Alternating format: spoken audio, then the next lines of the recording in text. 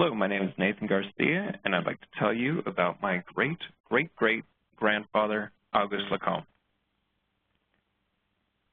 Auguste was born in a small town in the Hautes-Pyrenees of France called Ortizan.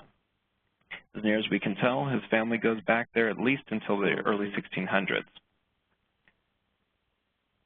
His father was a surgeon, but surgery was not the luxurious career it is like today, and so he probably also made his living as an apothecary. His maternal grandfather, Alexis, left the priesthood to fight in the French Revolution. He said he did it in the name of liberty, equality, and fraternity. He had several brothers and one sister. A couple of it died in childhood. His brother Joseph also crossed the Atlantic to South America, and his descendants are in Argentina. His brother Jean-Baptiste crossed with him to the United States. We're able to find his passport in the Santa Fe archives. It lists his physical description as 5'10", chestnut hair and eyebrows, oval face, and pointed chin. I guess this is what they did before they had pictures on passports.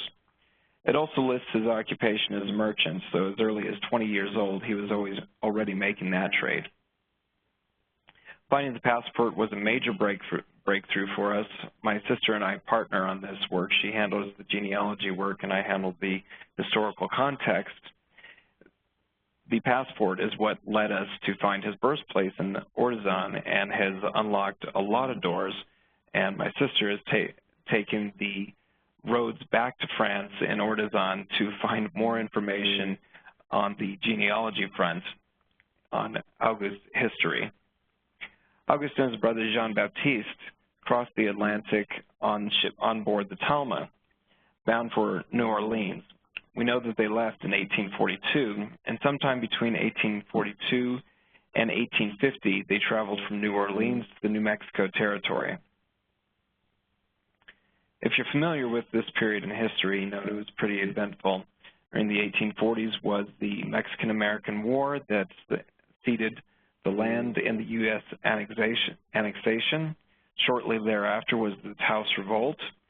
And after the United States government was instilled, there was still political competition between the military government headed by Monroe and the Indian agency headed by Calhoun. There was a treaty in place that wasn't ratified by Congress, so the military did not feel obligated to uphold it. However, they did expect the native nations to abide by it. The Jicarilla nation in particular was being pressed between the Kiowa and the Comanche, who were in turn being displaced by American and Spanish expansion. The Ute, on the other hand, were under treaty with the United States, and they later allied with the United States for the Navajo Roundup. But you had chiefs like Chico Velazquez, who liked to keep fingernail trophies from his victims decorating his leggings. And the victims were American, Spanish, and African descent. But Chico Velazquez and his band were later hired to guard the United States livestock. This sets the stage for the White Massacre. In late 1849, James White, who was a veteran of the Santa Fe Trail, separated with some other families from the main wagon train. He was accosted by a Ute and Jicarilla band who twice asked him for gifts. These gifts were essentially a trail tax, and travelers were warned to expect it, and James would have been familiar with it. James twice refused them, and on the third time, the Jicarilla and Ute band attacked. They killed everybody in the party except for Ann White, her servant, and her child, who they took hostage. It's interesting to note here that in the contemporary records, the woman is labeled as a servant, but this was before the Civil War, and that was commonly a euphemism for slave. It's not determined whether the woman was a slave or a free woman. Captain Greer had mounted a rescue attempt, and while he was tracking the Jicarilla band, he met up with Kit Carson, who aided him in his tracking efforts. When they caught up with the band, Greer's interpreter expected a parley to negotiate with the Jicarea. Carson looked deeper, and he could see that the band was packing up for flight and trying to escape. Greer sided with his interpreter and chose to wait, and the band escaped, and Ann White was killed in the escape. Among the belongings found in the abandoned camp was a Kit Carson dime novel. If you're familiar with these dime novels, Carson was not a fan of them. He felt that, number one, they were fiction and they overglorified his exploits, and they brought the wrong kind of people to the Southwest. Carson was illiterate, and when a friend gifted him one of the dime novels and offered to read it to him, Carson responded, "I'd prefer you burn the damn thing." He recalls this incident in particular later in life, that it affected him personally, that when they found that dime novel in her possession, that he could picture Ann White, knowing that he was in the area, possibly coming to her rescue, and because of Greer's delay, he missed helping her by 5 minutes. Lacome had established his reputation by this point. He was recommended by prominent territorial politicians to lead a ransom mission. Those politicians were Manuel Alvarez and William S. Messery.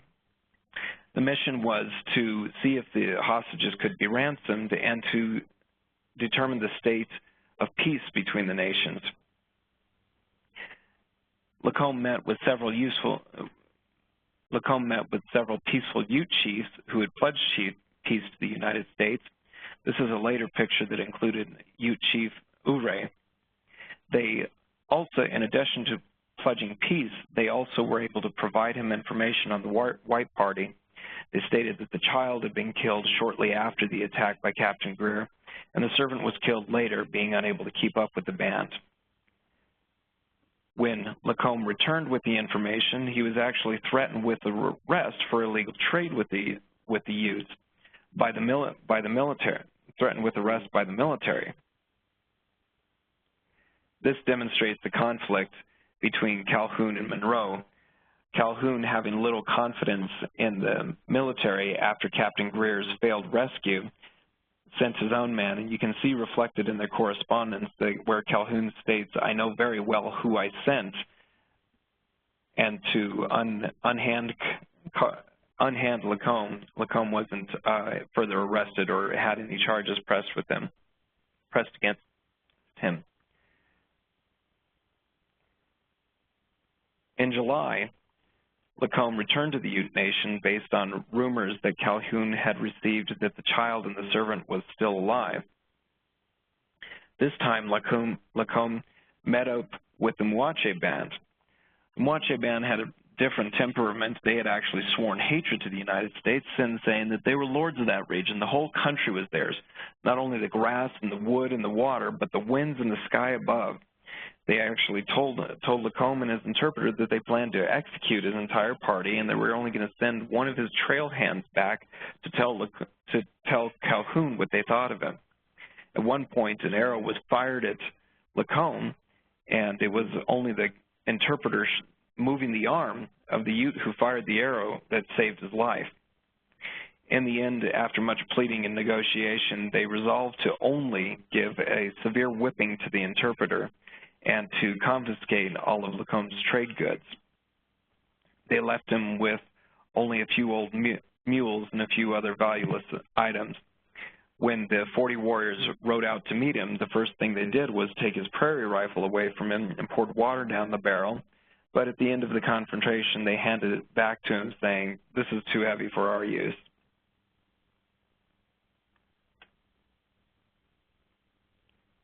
This takes us to the Rio Colorado incident. This is actually a photograph of Bent's Fort that I'm using for illustration. And the center of this story is William Kronig, who was a German immigrant who arrived from the east on the Santa Fe Trail. When he started out, he had sold all of his belongings and taken his life savings and placed them into a money order. When he arrived at the end of the Santa Fe Trail, He went to cash in his money order and found that the person who had backed the money order had had a heart attack somewhere along the line, and the money order was now invalid, and he had nothing to his name. He did later go on to become a successful rancher and was even a county commissioner of Mora County. At this point in the story, he was managing a store in Rio, Colorado to pay his bills and feed himself.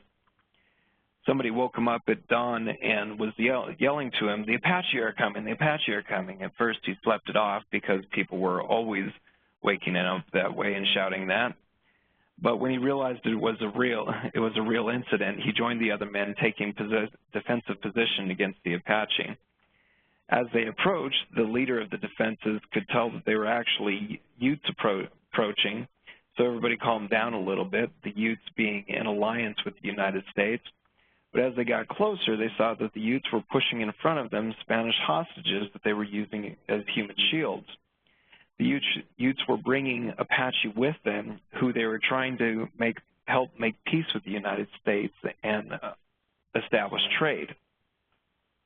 Kronig sat down and tried to draft up a treaty in order to execute the trade. But as he's doing so, the Apache are walking around his store, picking things up, they even put on his coat and said to him, "You know, we have money. We're here to trade. Are we going to trade or not?" So Kronig put his pen down and started trading with the natives, and they pretty much bought out the store. After this time, Auguste returns to the area, and he hears that after barely escaping with his life and the lives of his trading party, that the Ute and the Apache are then using Spanish hostages to intimidate their way into established trade. From his feeling that something needed to be done against the Apache to maintain the peace. Considering the use of hostages and intimidation, Lacome presented a petition to Calhoun in Santa Fe for a campaign against the Apache.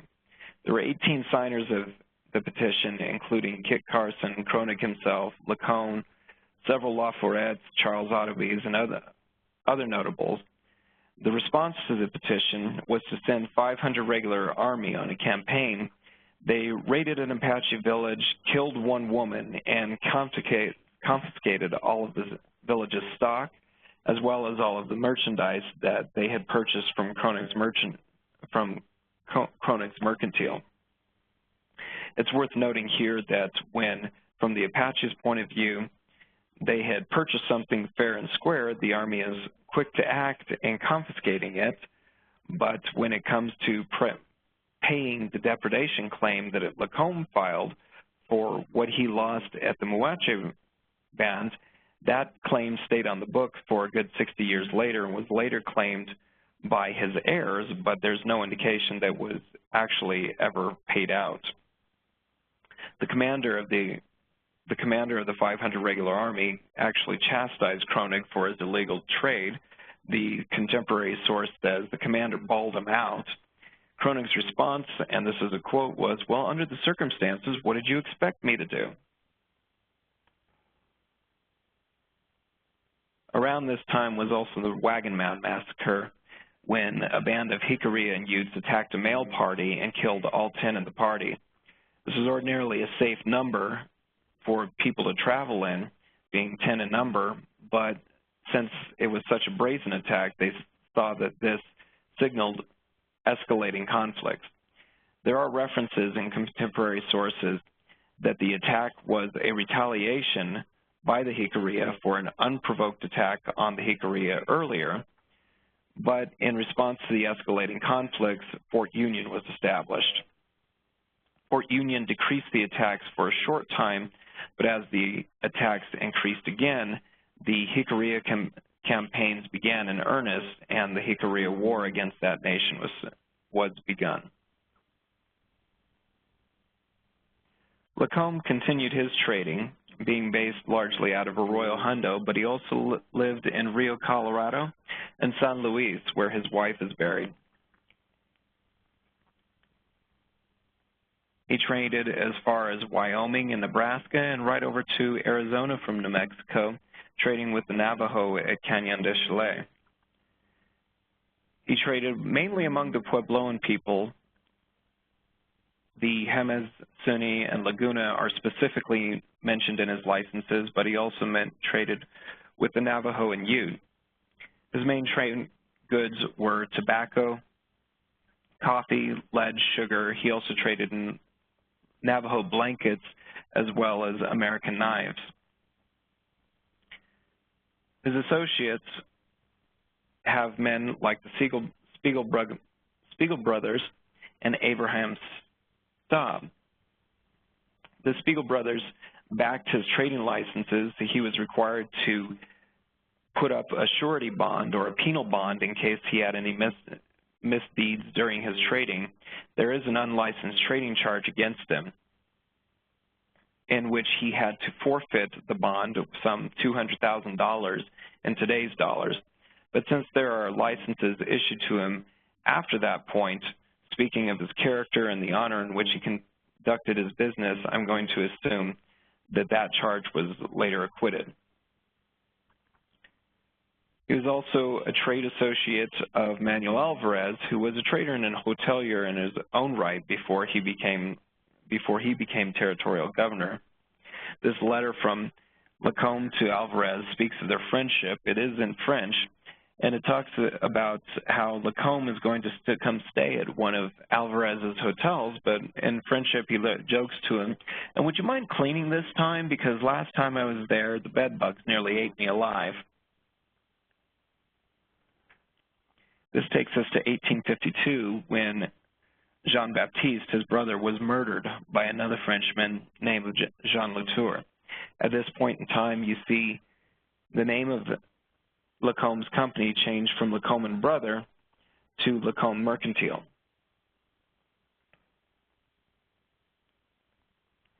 The families were living together at the time, and Auguste took over caring for the care of Jean-Baptiste's wife and family, which at that point, Jean-Baptiste Lacome had two sons, Francisco Augustin and Juan Bautista. In 1855, Lacome married his own wife, Maria Rosa Arellano, who came from an old Spanish family. Her grandmother was also known as Josefa La Apache, but we don't have any indication on what the origin of that nickname was. She died in 1873 in San Luis, as we noted, at the age of 39 years old. She gave Auguste five children naturally, and the couple also adopted two Navajo children.